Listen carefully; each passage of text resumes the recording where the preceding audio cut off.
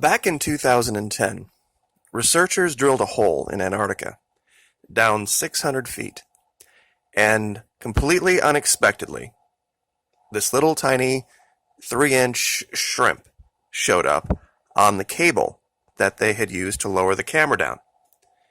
Now, they had absolutely no idea this was going to happen. They weren't looking for life.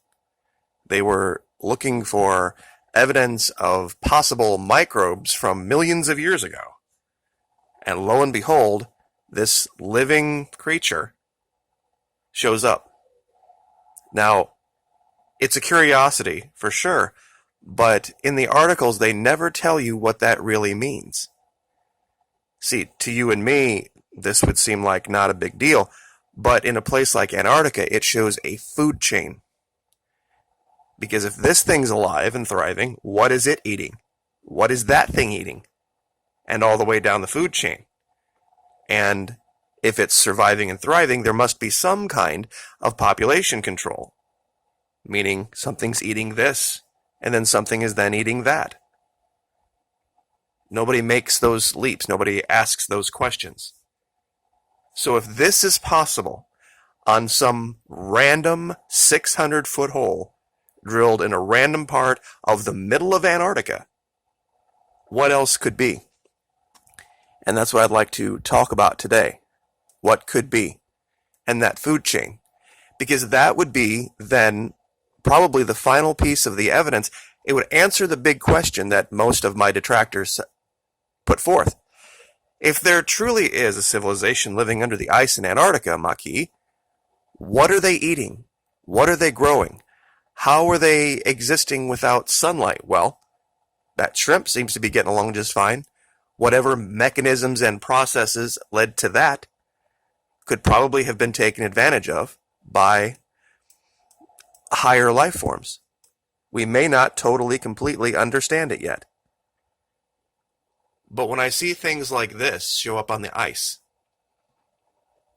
from a satellite height, this looks like evidence of some kind of a creature that washed ashore and is now just skeletal remains. And it's probably not anything beyond the realm of possibility that the food chain of that little shrimp we have seen evidence of. We've seen squid. We've seen things that look like plesiosaurs and even things that look like stuff that only science fiction has dreamed up. But when you see stuff like this that we showed yesterday, this shows a whole new level of civilization. Some have said, well, what about the Germans and why, did they go down there and could this possibly be evidence of them? Well, it's a tough thing because you'd have to ask yourself this question. Which of these two things that I'm going to list would be evidence of an advanced civilization? A machine gun or an iPhone? Well, clearly the iPhone technologically is a lot more advanced. But if you were going to advance your interests in a region, you would probably need a machine gun. Or you would be able to do it much easier with a machine gun than with an iPhone. Now, just wanted to show this because it's either a shadow on the ice or it's something walking on the ice that is got 4 legs and a head, and it almost has kind of a weasel-like look to it, to be truthful. This is something I haven't measured yet. I only found it not too long ago. So let's see what it is. Let's go in feet first. Well, whatever it is, it's the biggest weasel ever, 54 feet long. So probably guessing about 10 feet high, whatever this thing is. And it's, when I can do this, or I should say we can do this every single day, I think it shows that it can't possibly all be just apophenia or pareidolia or whatever you want to call it. Because some of the clearest evidence isn't really anything too exciting. It's not gray space aliens, it's stuff like this. When you look very closely at this ridge in the mountains, you see one ridge completely peppered with greenery. This is all you would need.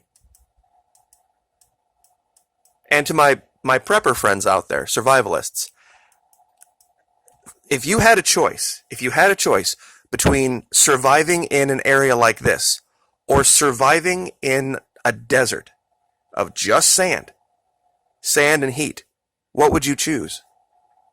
Of course, 10 out of 10, at least sane preppers would choose this. Why? Because we can always turn snow into water. Snow, ice, and cold has never precluded life. Deserts do. Deserts do all the time. And that's easy to prove. There was something else in this region I wanted to show that I haven't showed for a long time. And it shows not evidence under the ice, but evidence of life having existed in an advanced way on the ice. Guys, this is a runway. It's kind of hard to see unless you get the right perspective on this. But this is an ancient runway. Now the area has been, racked. It's a lot of upheaval. But when you look at the shape of this thing, and I'm not doing it now, but in Google Earth Pro, which I have suggested using, up in the tools section, there's a thing that says Enter Flight Simulator. And I've done this before, and you can fly an F-16 or a little tiny prop jet. And I've actually landed on this runway and taken off before. And it's not just this runway in this region. Let me show you something else. Look over here. Look at this perfect rectangle where, for some reason, the snow doesn't hardly stick. At least like it does around it.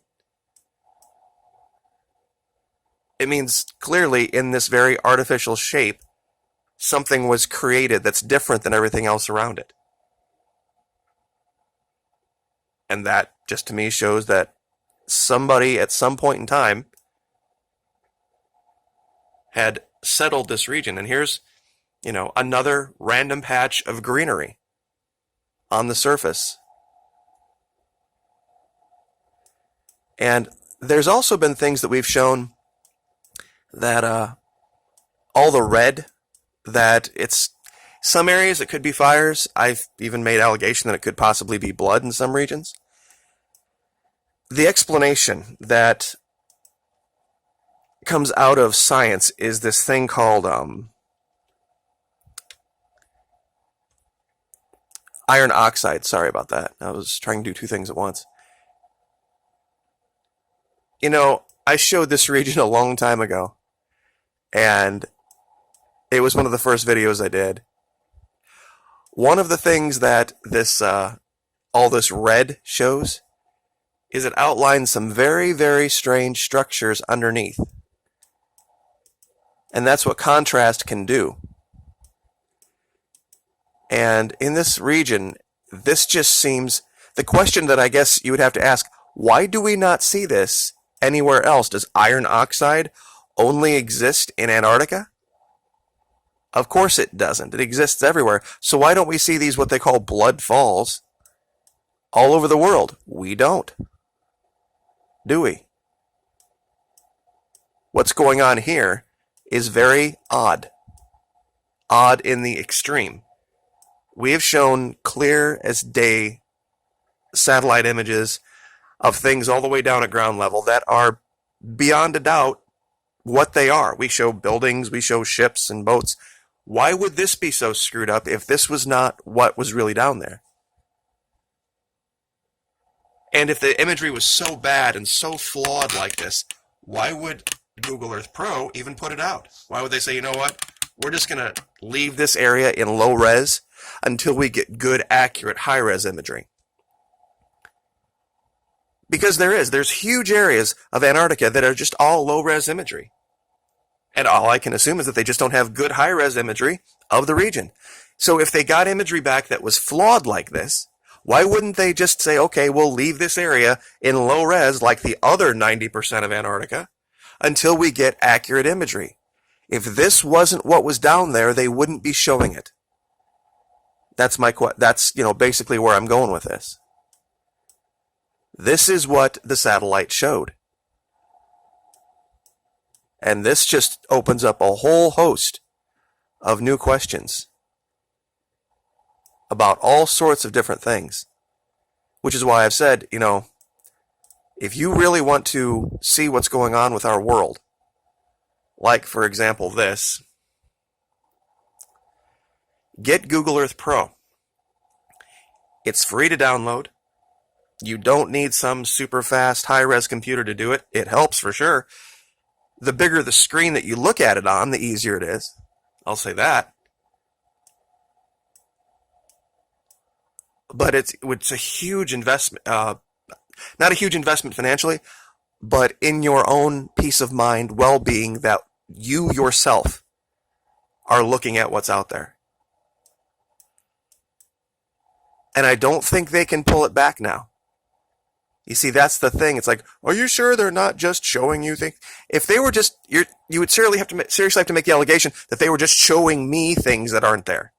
Because this is the only channel that does it, the only channel of note that does it. And I only started doing it in 2017. Google Earth Pro has been around since 2008, 9, 10? Why has nobody else bothered to do this?